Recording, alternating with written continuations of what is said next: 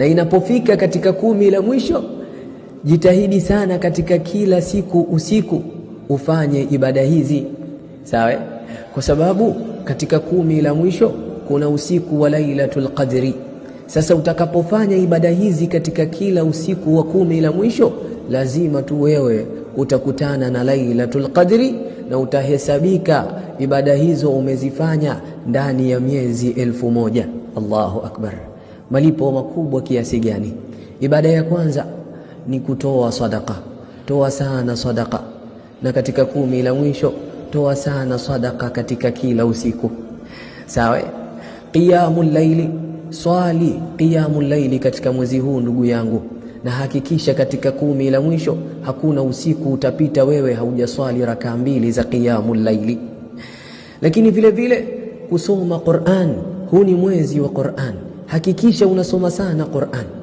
Na katika 10 la mwisho hakikisha usiku wako haupiti haujasoma Qur'an, sawa? Futurisha mtu aliyefunga.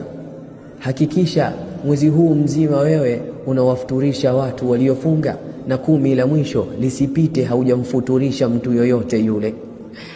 Lakini vile vile dhikrullah, mtaje sana Allah. Hizi ni katika ibada kubwa sana ambazo watu wengi wameghafirika nazo. Jambo jingine ndugu yangu katika iman, ad-du'a.